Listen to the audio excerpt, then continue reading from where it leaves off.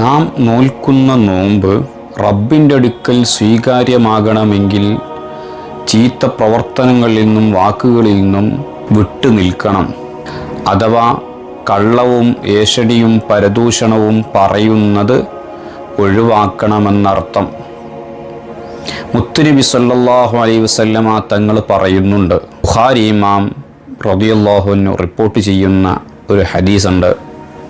അൻ അബീ ഹുറൈറ റളിയല്ലാഹു അൻഹു ഖാല റസൂലുള്ളാഹി സ്വല്ലല്ലാഹു അലൈഹി വസല്ലം, അബീ ഹുറൈറ റളിയല്ലാഹു അൻഹു പറയാണ്, മുത്തുനബി പറഞ്ഞു, മല്ലം യദ ഖൗല സൂരി വൽ അമല ബിഹി, കള്ളവും അതുപോലെയുള്ള പ്രവർത്തനങ്ങളും ഒരാൾ ഒഴിവാക്കുന്നില്ല എങ്കിൽ ഫലൈസ ലില്ലാഹി ഹാജത്തുൻ, അള്ളാഹ്ക്ക് ഒരാവശ്യമില്ല ഫീ അൻ യദഅ തുആമഹു വശറാബഹു, അവൻ ഭക്ഷണപാനീയം ഉപേക്ഷിക്കണം എന്നുള്ളതിൽ.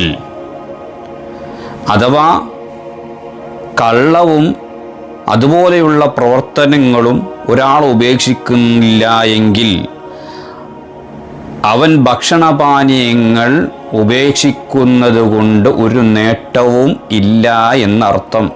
അള്ളാഹ്ക്ക് വേണ്ടത് നാവ് കൊണ്ടും ഹൃദയം കൊണ്ടും ശരീരങ്ങൾ കൊണ്ടും തെറ്റുകളിൽ നിന്ന് വിട്ടുനിന്ന് അങ്ങനെയുള്ള ഒരു നോമ്പാണ് റബ്ബിനിഷ്ടം, റബ്ബിന് വേണ്ടത്.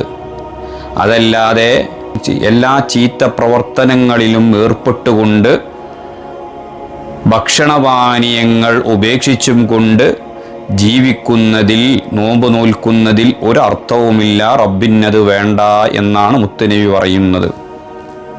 അല്ലാഹു സുബ്ഹാനഹു വ തആല റബ്ബിനിഷ്ടപ്പെടുന്ന രൂപത്തിൽ നോമ്പ് നോൽക്കാൻ നമുക്ക് അല്ലാഹു തൗഫീഖ് നൽകുമാറാവട്ടെ. ആമീൻ. നാം നോൽക്കുന്ന നോമ്പുകളും ചെയ്യുന്ന അമലുകളൊക്കെ റബ്ബ് സ്വീകരിക്കുമാറാവട്ടെ. ആമീൻ. നോമ്പുകാരന് 2 സന്തോഷമുണ്ടെന്ന് മുത്തുനബി പറയുന്നുണ്ട്. അതേതാണ് 2 സന്തോഷം?